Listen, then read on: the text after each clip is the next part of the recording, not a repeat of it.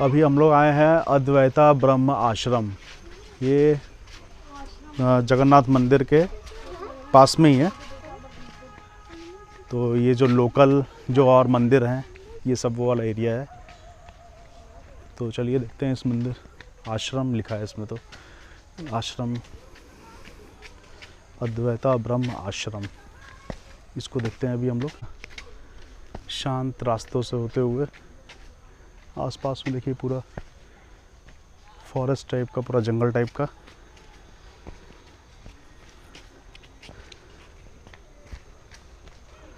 उसके बीच से ये आश्रम का रास्ता है।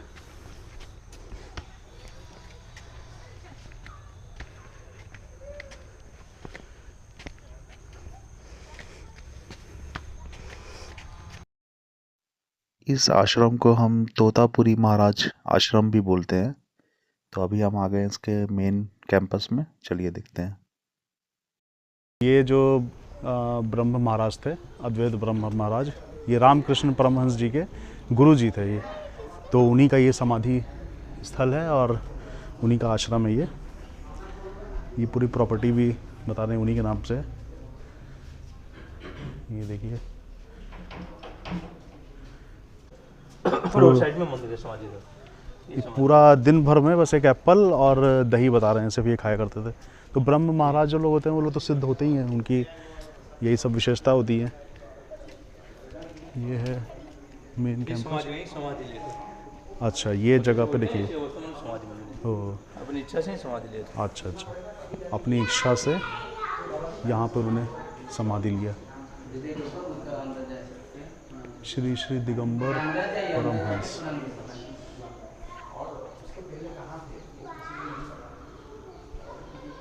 ये है वो महाराज जी।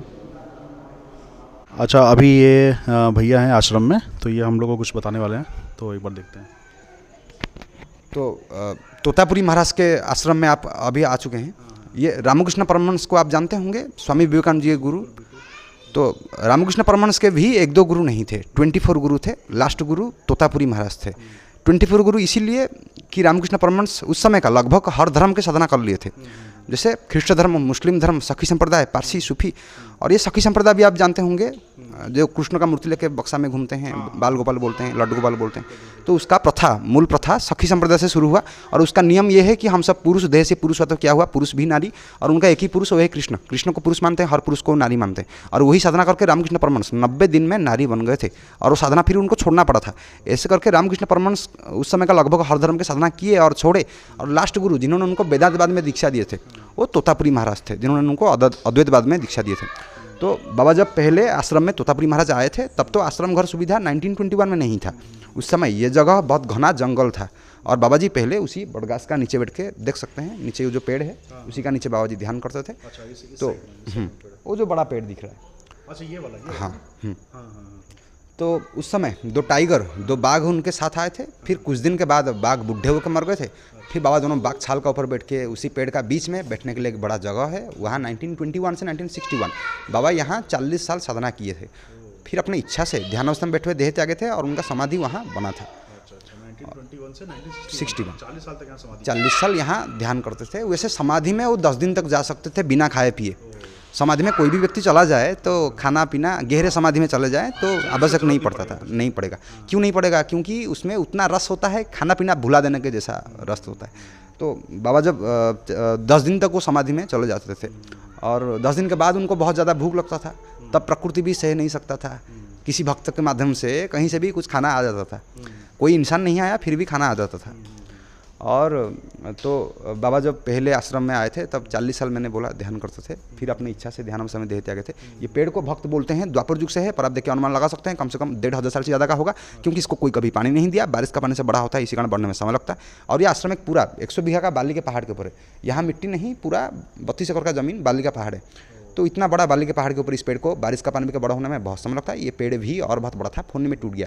फोन का साकौन आया था, उसमें टूट गया। और आप ध्यान देंगे तो देख पाएंगे पेड़ का बीच में कुछ काला रंग का डाली है, वो पेड़ का मेन घास मर गया इसलिए काला पड़ गया। ऊपर वाला डाली जिंदा है इसलिए व्हाइट है। एक बड़गाछ को मरने के लिए कम से कम 1500 साल से ज़्यादा समय लगता है। इसलिए हम बोल सकते हैं ये पेड़ कम से कम 1500 साल से ज़्यादा का होगा, क्योंकि इसका मरना फिर ऐसा बनना बालू के पहाड़ के ऊपर बारिश का पानी में बहुत समय लगता है।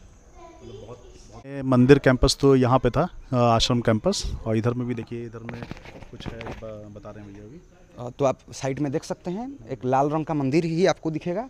ये बाबा जी का स्नान मंडप। उस समय तोतापुरी महाराज इसी जगह पे बाबा जी रोज़ 120 बाल्टी पानी में स्नान करते थे। 60 बाल्टी गंगा, 60 बाल्टी जमुना। तो हमारा नहाने में तो सर्दी लग जाएगा, बाबा जी को इतना पानी का आवश्यकता क्यों था, इसके बारे में कुछ बोल रहे हैं, ध्यान देके सुनिएगा। तो बाबा जब पहले आश्रम में आए थे, जब बड़गाछ का नीचे ध्यान करते थे, तब उनका ध्यान के कारण, समाधि के कारण उनका शरीर बहुत गर्म हो गया था। उसी देह का गर्मी के कारण मिट्टी का नीचे 2 नदी खींचा हुआ आ गया था, रिवर। फिर बाबा भक्तों द्वारा कुआं खोदने के लिए बोले थे, दोनों कुआं भक्तों द्वारा खोदा गया था। और भक्तों के द्वारा खोदा जाने के बाद भक्त लोग पानी भी लेके आते थे। और इसी जगह पे बाबा रोज़ 120 बाल्टी पानी में स्नान करते थे। इसी कारण बाद में स्मृति रख ली, इसी जगह पे मंदिर बना, बाबा इसी जगह पे स्नान करते थे। अच्छा। और वो जो मूर्ति देखते हैं, देख सकते हैं, वो बाबा जब से आए थे तब से आज को 100 साल हो रहा है, मतलब 1921 से 2021 100 साल हो रहा है। तो इसी कारण मूर्ति का स्थापना हुआ था 2022 में, 2022 में। हाँ, 21 से 2021 100 साल हो रहा है। तो इसी कारण 2022 में 3 मई को अक्षय तृतीया को स्थापना हुआ। लेकिन मूर्ति में थोड़ा खराबी रह गई, क्योंकि नागा सन्यासी कभी बूढ़े नहीं होते, और नागा सन्यासी का पीठ पीछे का रीढ़ की हड्डी भी कभी बेंड नहीं होता। तो आप जैसे बाबा जी ने जो ध्यान करके गंगा और यमुना का आपने बोला कि पानी आता है, वो बुलाए नहीं थे। गंगा जमुना सुनने योग्य है, वो हम आपका हर विचार को सुनता है। तो वो जहाँ चली आती है, खुदवाया था, बिल्कुल नहीं, कुआं नहीं खोदवाया था। पहले वो आया गया था, फिर उनको समाधि में भनक लग गया उसका, और फिर भक्तों को बोले थे कि कुआं खुदवाओ, वो आ चुका है। ठीक है, उसके बाद वहाँ से पानी मिला। हाँ। तो वो कुआं जहाँ खुदवाया गया था, बिल्कुल, वो है अभी? हाँ अभी भी है, दिखा देंगे। एक में पानी भी है, और एक बाबा जी का समाधि के बाद ही चला गया। अच्छा। तो अभी जिसमें पानी है वो कौन सा? वो गंगा नदी का, गंगा का, जमुना का अपने आप चला गया समाधि के बाद। गंगा का अभी भी है? अभी भी है, और अपरिष्कार, इसका यूज़ नहीं होता, कोई साफ करने की शायद सोचते नहीं है, इसी कारण। तो वो यूज़ होता है पानी अभी? कैसे यूज होगा, गंदा है ना, गंदा पानी को तो कोई यूज़ नहीं करेगा, और उसको निकालना भी मुश्किल है। हाँ, उसको अगर जो गोल चक्का होता है ना, चक्र जैसा होता है, उसको अगर लगा दें तो बाल्टी खींचना आसान होगा ना, रस्सी के माध्यम से। उसको यानी कि केयर नहीं किया गया उसके बाद? बिल्कुल, जैसे बुढ़े माँ बाप को हम केयर नहीं करते वैसे। वो लापरवाही की वजह से वो अभी यूजेबल नहीं रह गया। सही है, यूज़ करने लायक नहीं रह गया। बिल्कुल। चलिए ठीक है, बहुत ये सब जानकारी जो है आप लोग बताएंगे नहीं तो फिर पता भी नहीं चलता, इसलिए काफ़ी तो बता देता हूँ। हाँ नहीं, बहुत अच्छा आपने जानकारी बताया, क्योंकि काफ़ी लोग यहाँ आते होंगे लेकिन शायद पता भी नहीं चलता होगा उनको इसके बारे में। तो ठीक है, बहुत अच्छा लगा आपसे बात करके। देखिए इधर में भी डिटेल्स लिखा हुआ है, इसको भी आप देख सकते हैं। और बाकी तो इन भैया ने तो सब हमको बता ही दिया। तो इसमें इस आश्रम के बारे में एक अच्छा हम लोग को डिटेल आज पता चला। तो चलिए फ्रेंड्स, अब नेक्स्ट पॉइंट पर हम लोग चलते हैं। तो अभी हम लोग अपने नेक्स्ट पॉइंट जो कि है गुप्त वृंदावन में आए हैं। यहाँ पे ये देखिए जो उसी का कैंपस है ये, लेकिन यहाँ पे इतनी ज़्यादा भीड़ है। आप देखिए पूरी लाइन, कितना लंबा देखिए लाइन लगा हुआ है, बहुत ज़्यादा भीड़ है। अभी अंदर चल के देखते हैं कि जितना भीड़ है ये तो वर्थ है कि नहीं इधर हमें आना। यहाँ भीड़ लेकिन बहुत ज़्यादा है। पीछे में भी देखिए पूरा लाइन लगा हुआ है। गुप्त वृंदावन मंदिर बोलते हैं इसको। चलिए, ये है इसका मेन एंट्रेंस। इस पर देखिए लिखा है श्री गौर विहार आश्रम पुरी। ये मंदिर कैंपस में भी एंट्री करते हुए हम लोग, बहुत ज़्यादा भीड़ है इधर में। देखते हैं क्या है इधर घूमने लायक। गुप्त वृंदावन में जब आप अंदर एंट्री करेंगे, देखिए ऐसा पूरा इधर बना हुआ है। इसको गुप्त वृंदावन क्यों बोलते हैं तो कहीं लिखा तो नहीं हुआ है, लेकिन इसका शायद बोलचाल की भाषा में गुप्त वृंदावन बोलते हैं। ये भगवान जगन्नाथ जी का एक बड़ा सा पूरा मूर्ति। तो श्री गौर विहार आश्रम या गुप्त वृंदावन में ये देखिए कितनी सुंदर मूर्तियाँ बनी हुई हैं, और इसी तरीके से पूरे कैंपस को सजाया गया है, जो कि काफ़ी अच्छा देखने में लग रहा है। घूमने में भी बहुत ही ये अच्छा एक पॉइंट है। और यहाँ पे बहुत अच्छे तरीके से पूरा एक कैंपस को, यहाँ पे जैसे देखिए हनुमान जी की इतनी बड़ी सी एक मूर्ति है। तो इसी टाइप से आप जब देखेंगे तो बहुत अच्छा लगेगा आपको ये पूरा कैंपस। तो वर्थ है ये पॉइंट आना, क्योंकि यहाँ पे भीड़ तो बहुत ज़्यादा है। लेकिन वो भीड़ क्यों ज़्यादा है, यहाँ अंदर जब आप कैंपस घूमेंगे तो आपको ये लगेगा कि यहाँ पे भीड़ ज़्यादा है, क्योंकि यहाँ पे लोग काफ़ी लाइक कर रहे हैं इस पॉइंट को। और इसमें 6 बजे के बाद में जब ये अंधेरा हो जाता है तो ये पॉइंट फिर आप कवर नहीं कर पाएंगे, तो इसीलिए डे टाइम में ही आपको इस पॉइंट पे आना है। मुझे तो बहुत अच्छा लगा इस जगह पे, तो इसीलिए मैं इस जगह को रिकमेंड करता हूँ। तो चलिए अभी आप इस कैंपस का फ़ोटो के माध्यम से मैं आपको पूरा कवर कराता हूँ यहाँ पे क्या क्या है। तो गुप्त वृंदावन या इसका जो इसको तो इसी नाम से जाना जाता है, वो पूरा आप कैंपस पर देखिए। फ़ोटो मैं यहाँ पे लगाता हूँ।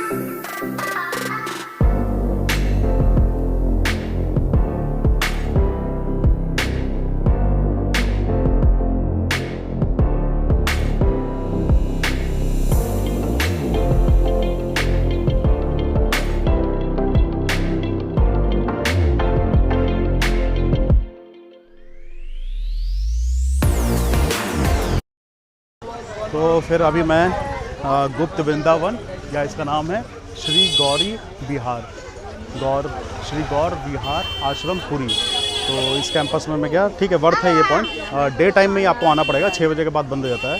अंदर में पूरा अंधेरा भी था, तो डे टाइम में आप आइए। मैं फ़ोटो तो मैंने लगा ही दिया, आप देखिएगा। अच्छा पॉइंट है ये, वर्थ है घूमने के लिए। छोटे बच्चों के लिए भी अच्छा है और जो बड़े हैं उनके लिए भी काफ़ी कुछ है यहाँ पे। बेसिकली वृंदावन का जो कॉन्सेप्ट है उसको यहाँ पे मैक्सिमाइज़ करके दिखाया गया है। वो मैं सब फ़ोटो लगा दिया, वो आप देखिएगा। तो चलिए फ्रेंड्स, ओके। ये देखिए बड़े समुंदरी वैल। अभी हम लोग आए हैं कहाँ पे? श्री श्री ओमकारेश्वर टेम्पल। तो चलिए इस मंदिर को हम लोग एक्सप्लोर करते हैं। तो जैसे ही हम इस मंदिर कैंपस में आएंगे, ये देखिए बड़े से शिव भगवान की बड़ी सी मूर्ति। यहाँ से होते हुए अब ये हम मेन एंट्री करेंगे इधर में। ये हमारा मंदिर कैंपस का मेन एंट्रेंस। इधर से होते हुए फिर हम आगे जाएंगे, और यहाँ भी इस पॉइंट पे भी भीड़ काफ़ी है। ये है मेन मंदिर कैंपस।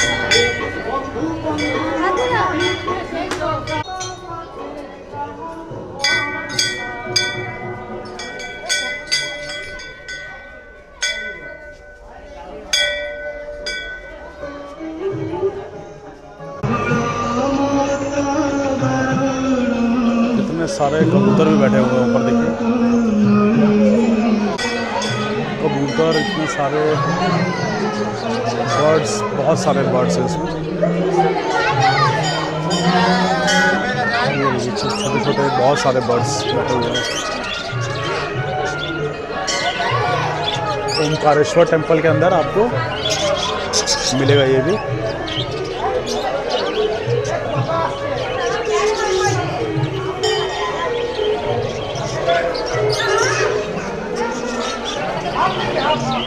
ओमकारेश्वर टेम्पल के अंदर ये पूरे बर्ड्स खूब सारे यहाँ रखे हुए हैं।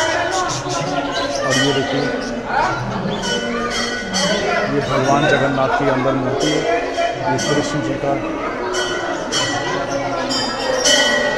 कृष्ण और अर्जुन जी का महाभारत से लिया हुआ ये इमेज। और तो सामने में भगवान जगन्नाथ जी की मूर्ति।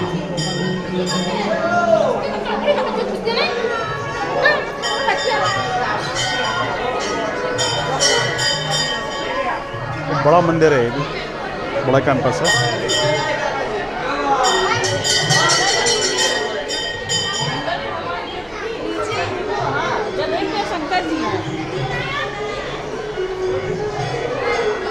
इधर लग रहा है फोटोग्राफी वीडियोग्राफी अलाउड है, कहीं लिखा भी नहीं हुआ है कि अलाउड नहीं है, और कोई मना भी नहीं कर रहा है।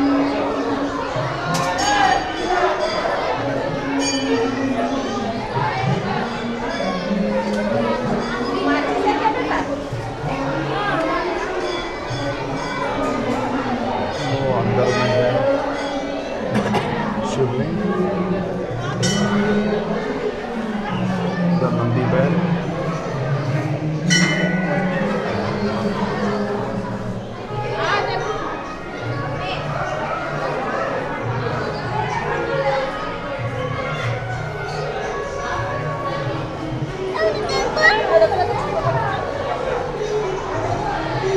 ये सब दीवार में देखिए इस टाइप से बने हुए हैं।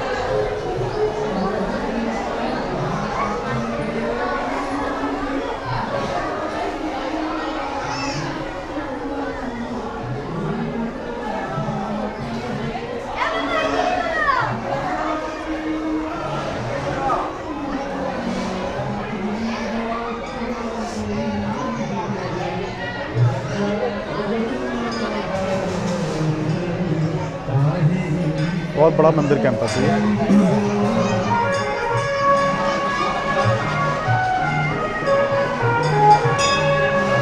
संतोषी माता, ये देखिए, ये राक्षस का ये मुंह बना हुआ है, उसके अंदर से एंट्री होगी।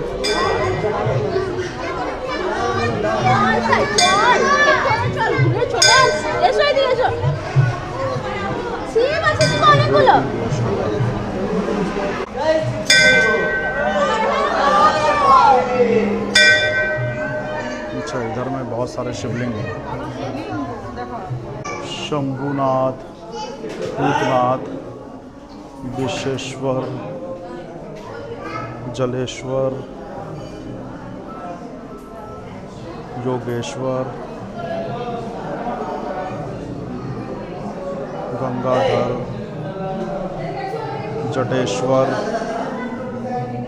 पिनाकेश्वर, भद्रेश्वर, लिंगराज, अघोरेश्वर, जगदीश्वर, महेश्वर, गोरखनाथ, अंबिकेश्वर, सोमनाथ, सामने में सोमनाथ,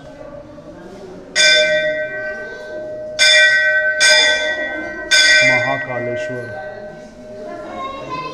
ओमकारेश्वर, बैद्यनाथ धाम, बैद्यनाथ, भीमकारेश्वर,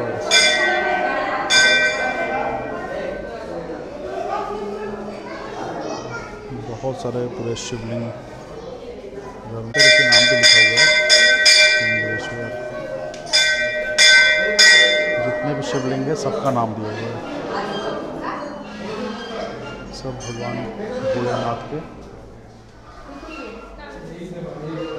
सब अलग अलग शिवलिंग। ये अमरनाथ, गौशाला,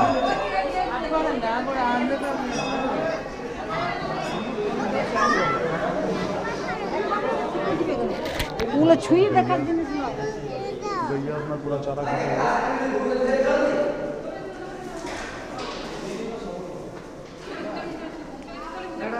गौशाला में पूरी गैया है। कोणार्क के व्हील का वो बड़ा सा व्हील जो एक्चुअल में चलता है,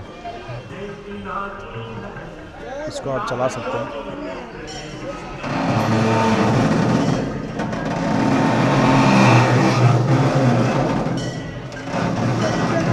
बहुत भारी व्हील है।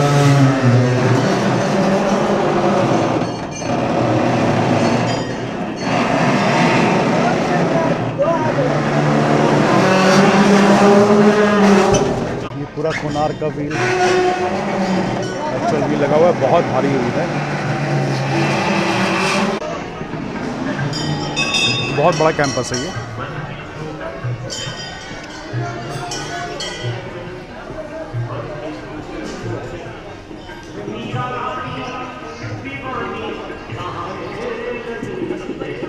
चलिए, फिर ये था इस मंदिर के लिए।